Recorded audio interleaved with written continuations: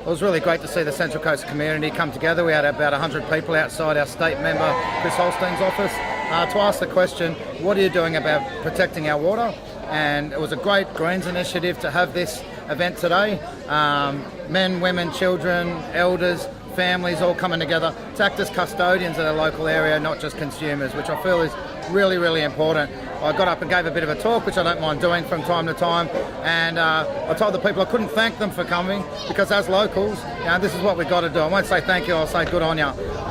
Hopefully we get an answer from our state member, because are they really representing us as state government? I don't think so.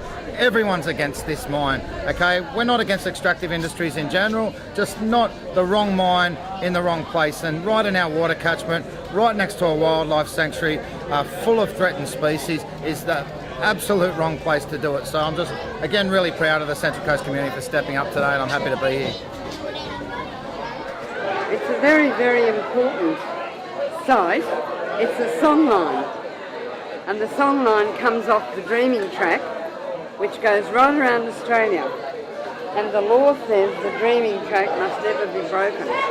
What we've seen with this project today is effectively a decade of lawless operations. We know that they haven't had sufficient water to do the existing sand quarry. We know that they've been trying to get licences to cover just their existing operations. They want to expand their operations by a multiple. And if they haven't got enough water to do the existing operations, well, how on earth could they have enough water to do the expanded mine? We know they haven't, but yet the key regulator, the Office of Water, has effectively been nobbled by the Department of Planning and not able to do what it should be doing, which is going in and shutting down the existing operations and not having a state government that is approving a vastly expanded, vastly impacting, in terms of the environment, in terms of Aboriginal heritage, in terms of jobs, impacting quarry proposal there on the Central Coast. We're a kilometre away, 1.2 kilometres away, but it's going to come up to within metres of different parts of Walkabout Park.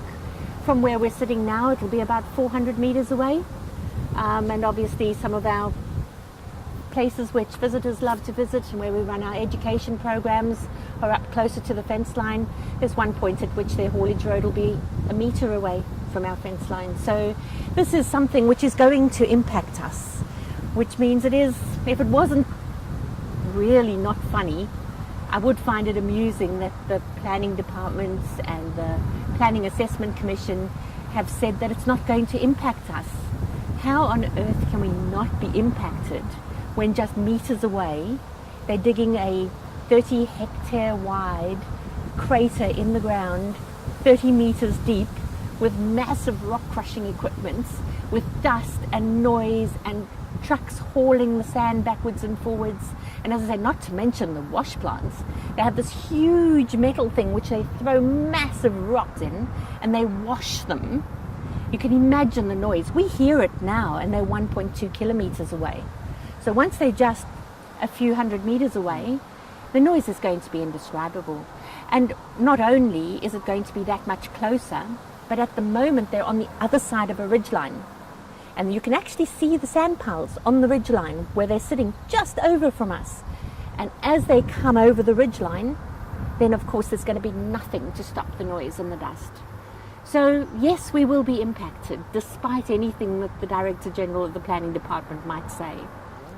And this is exactly what the bottom line for us is. Rocla, the developer, have tried to argue that we are saying that our animals will not be able to live next door to the quarry. We're not saying the animals themselves won't be able to cope with the experience. Animals do get used to things. We can land a helicopter here, it doesn't worry the animals.